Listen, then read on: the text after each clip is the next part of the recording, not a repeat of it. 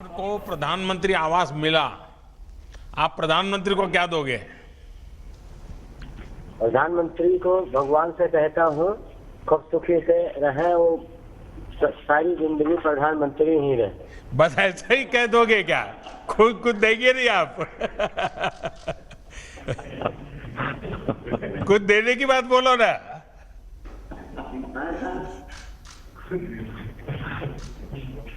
अच्छा, मैं मांगता हूं, देंगे आप?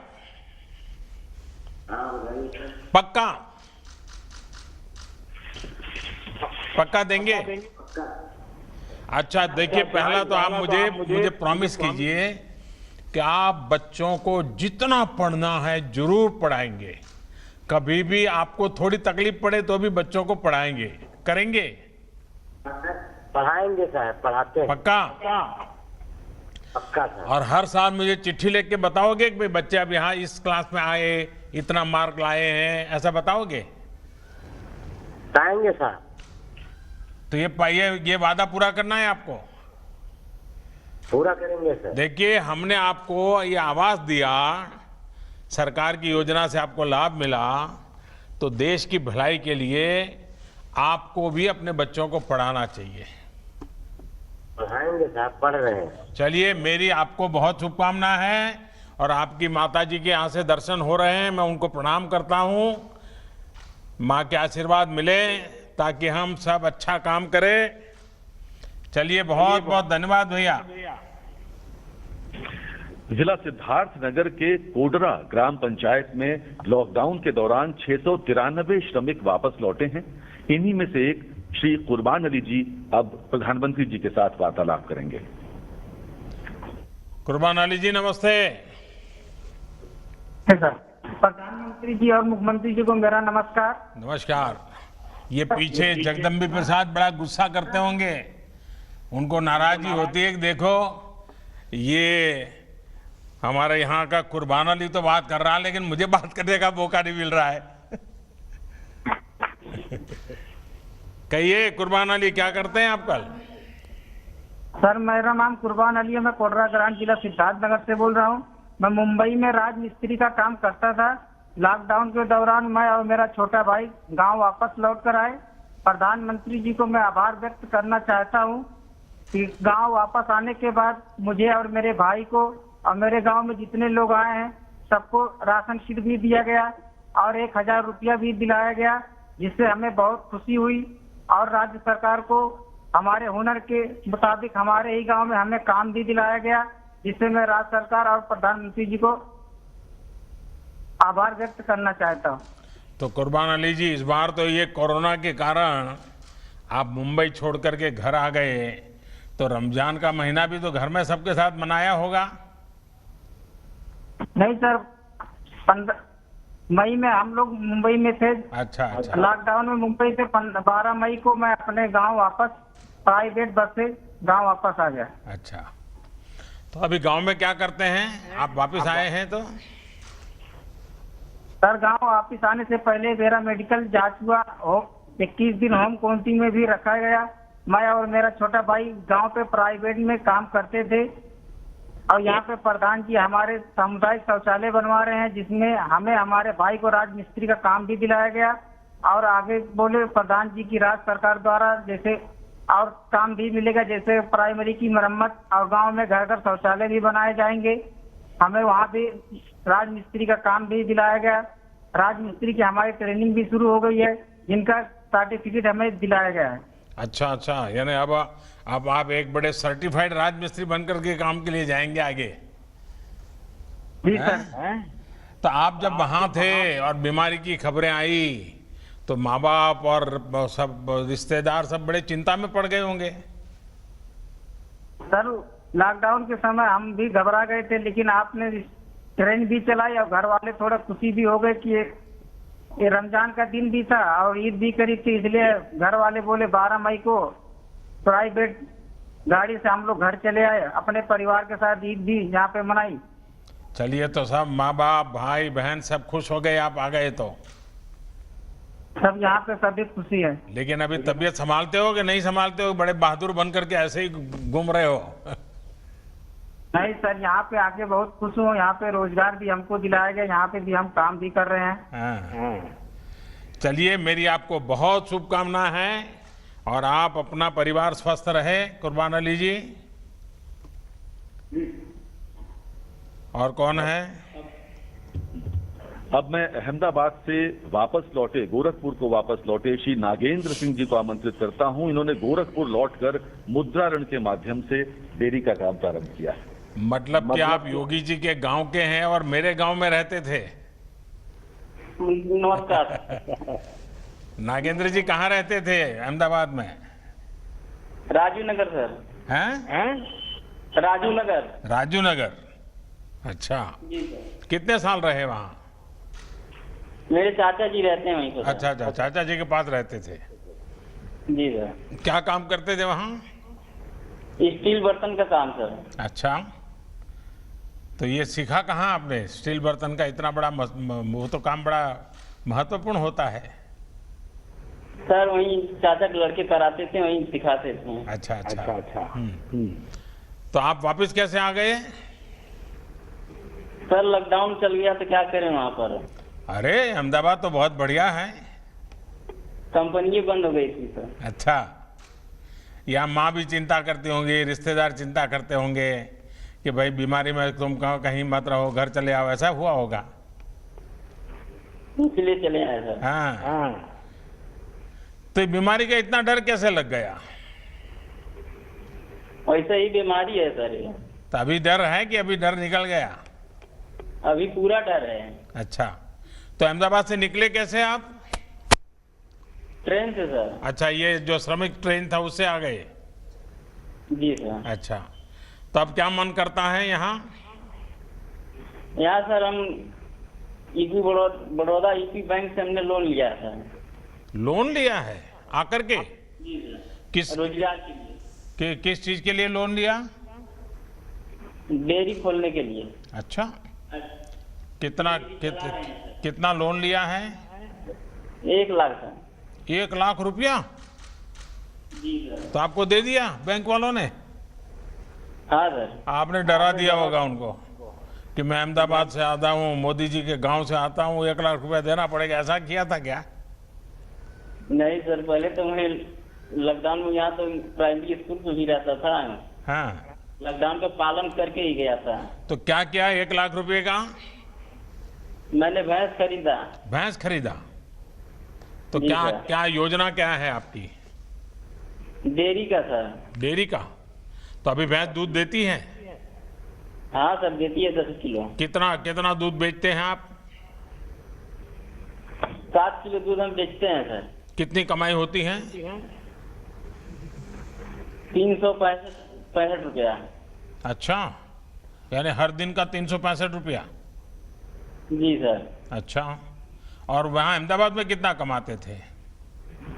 वहाँ तो सर वही बढ़ जाता था 8,000 7,000। तो आप गांव में आए, भैंस लाए और ज्यादा कमाने लग गए, तो आपको तो कोरोना फायदे में गया जी सर। है। आपने आपत्ति को अवसर में पलट दिया। बस हमें आपसे ही सीखना है, सब सरकारों को यही सीखना है कि देखिए हमारे नगेंद्र जी ने आपत्ति को कैसे अवसर में पलटा, हम भी आपत्ति में से अवसर कैसे ढूंढे। तो अभी क्या करोगे? एक ही भैंस से चलाओगे? डेयरी करना है तो भैंस तो ज्यादा चाहिए। हमको सर इससे मिलेगा तो और उन्नति, हम और 3 से 4 बढ़ा सकते हैं डेयरी। अच्छा, तो अभी बैंक को पैसा वापस देने होता है, वो रेगुलर देते हो? देते हैं। तो बैंक दूसरे पैसे देने के लिए तैयार है? हाँ सर। अच्छा, चलिए, मेरी आपको बहुत शुभकामनाएं। लेकिन मैं 1-2 बात बताना चाहूंगा। आपने भैंस रखी है, कभी कभी क्या होता है हमारे यहाँ क्या खिलाना उसका ज्ञान नहीं होता है, और ज़्यादातर घर की महिलाएं ही ये पशुपालन करती हैं। अब जैसे भारत सरकार ने 13,000 करोड़ रुपया खर्च करके पशुओं के फूट टू माउथ डिसीज का टीकाकरण का काम शुरू किया है। आप सबसे पहले ये टीकाकरण करवा दीजिए। उसी प्रकार से भारत सरकार ने पशुपालकों के लिए भी, जैसे किसान क्रेडिट कार्ड होता है, पशुपालकों के लिए भी किसान क्रेडिट कार्ड निकाला है। आप वैसा किसान क्रेडिट कार्ड ले लीजिए और उससे आप आगे का कर्ज लीजिए, तो उसमें थोड़ा आपको मदद ज़्यादा मिल जाता है। तो ये भी आप जरूर कीजिए। तो पशु का आहार की चिंता करनी चाहिए, पशु को बीमार नहीं होने देना चाहिए।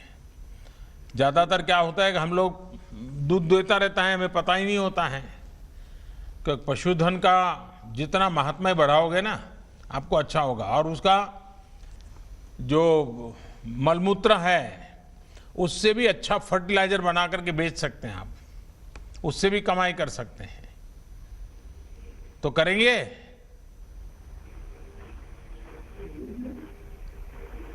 हाँ सर। सब कुछ सुनाई दिया कि नहीं सुनाई दिया? दिया है सर। अच्छा, वो करेंगे।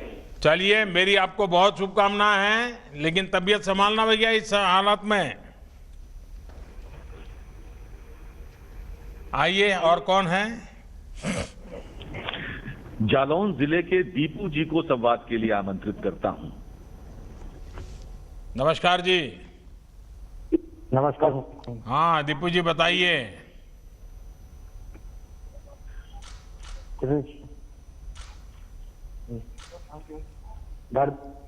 डकोर जालौन से।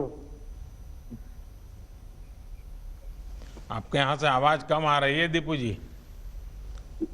डकोर जालौन से बोल रहा हूँ दीपू। हाँ, जालान से बोल रहे हैं। क्या कर रहे हैं दीपू जी? कोई हैदराबाद में काम करते थे। हैदराबाद में? तो आपको तो दीपू गारू बोलना पड़ेगा। हैदराबाद में काम करते थे। तो आपको दीपू गारू बोलना पड़ेगा मुझे। लॉकडाउन की वजह से आ गया घर पे। नहीं दीपू जी, पहले मेरे एक सवाल का तो जवाब दीजिए। आप हैदराबाद में थे, आंध्र में थे, तो आपको तो अब दीपू गारू कहते होंगे लोग। सुनाई देता है आपको? हाँ सर। हाँ, अच्छा बताइए, क्या करते थे वहाँ? क्या करते थे? इंसुलेशन का काम करते थे सर। तो आगे कैसे, फिर आगे का क्या किया? और लॉकडाउन लग गया इसलिए सर गांव घर पर आ गया। और अभी यहाँ क्या कर रहे हैं? बुंदेलखंड एक्सप्रेस में काम कर रहा हूँ सर। अच्छा, तुरंत काम मिल गया आकर के? 1 महीने बाद मिला था सर। अच्छा, तो हैदराबाद में जितना कमाते थे उतना कमाते हैं कि कम कमाते हैं? नहीं, बराबर कमाते हैं सर। उधर बराबर कमाते हैं। उधर ही। हाँ सर। अच्छा, और ये सारे नियमों का पालन करते हैं? हाँ साहब, करते हैं। हाँ, देखिए, ये जो बुंदेलखंड एक्सप्रेस वे जो है ना, ये एक प्रकार से इस पूरे इलाके का भाग्य बदलने वाला है। क्योंकि इतना बड़ा एक्सप्रेस वे बनने के बाद वहाँ डिफेंस कॉरिडोर आने वाला है और नए नए उद्योग आने वाले हैं, और हमारा इलाका जो पानी के बिना तरस रहा था, वहाँ अब उद्योगों की शुरुआत हो जाएगी। तो अब आपको रोजी रोटी के लिए कहीं जाना पड़े ऐसी स्थिति नहीं बनेगी। और ये विश्व स्तरीय सड़क बन रही है। वहाँ के लोग पहले मिट्टी की सड़क के लिए कागज देते थे गांव के लोग, आज इतनी बढ़िया सड़क आपके यहाँ बन रही है। और मैं मानता हूँ कि बुंदेलखंड का भाग्य बदल रहा है। चलिए दीपू गारू, आपको बहुत शुभकामनाएं भैया। जी सर, धन्यवाद। प्रधानमंत्री जी से वार्तालाप के क्रम के अंत में कबीरदास जी की नगरी संत कबीर नगर से 2 लाभार्थी माननीय प्रधानमंत्री जी से संवाद हेतु जुड़ रहे हैं। पहले श्री रामचंद्र जी को आमंत्रित करता हूं। रामचंद्र जी नमस्ते। प्रणाम। नमस्कार भैया, बताइए। मैं ओडीओपी के तहत जिला संत कबीर नगर का मैं एक अस्थायी निवासी हूं सर, और मुझे ओडीओपी के योजना के अंतर्गत मुझे 11 लाख रुपए का लोन स्वीकृत हुआ है। अच्छा, होजरी उद्योग के लिए सर। तो पहले से आप करते थे होजरी उद्योग? जी सर, छोटे रूप में करते थे। और उसमें अभी आपको 11 लाख रुपए मिल गया? जी। अच्छा, तो फिर आपको आश्चर्य हुआ होगा, 11 लाख इतना बड़ा पैसा कैसे आ गया और क्या करेंगे, कैसा रहेगा? आश्चर्य हुआ, कब ऑनलाइन हुआ, कब मेरे खाते में आ गया, और इतना बड़ा मतलब मैं उद्योग को विस्तार कर दिया, बड़ा कर लिया। अभी क्या कर लिया आपने? 4 बाहर से आए थे कामगार लोग, उनको मैं अपने किए रख लिया हूँ काम कराते। 3 पहले के थे, 1 हमारे घर के हैं। तो 8 लोग काम करते हैं। 8 लोग। तो आप 8 लोगों का पेट भरते हैं? जी। वाह। चलिए, आपका ये जो स्वरोजगार और उद्यमशीलता को मैं बहुत बधाई देता हूं। और बैंक में से रेगुलर अच्छा पैसा जमा करना, लेना, कारोबार करोगे तो बहुत बड़े बन सकते हो। और दुनिया में जितने बड़े लोग बने हैं ना, सब छोटे से ही शुरू किया है जी। और जिन्होंने छोटे से शुरू किया वो सचमुच में बड़े बने हैं। जिनको विरासत में मिल जाता है वो तो लुढ़क जाते हैं कभी कभी। तो मैं आपको बहुत शुभकामनाएं देता हूं। और कौन है आपके साथ बात करने वाले? जी सर, प्रणाम। नमस्ते। नरेंद्र कुमार राय, ग्राम दुघरा, पोस्ट बनियाबाड़ी, जनपद संत कबीर नगर का निवासी जी। मेरा व्यापार सर बेकरी का है। बेकरी का काम है? जी। कितने सालों से है? ये सर 6-7 साल से। तो पहले क्या करते थे बेकरी में? आप क्या क्या बनाते हैं?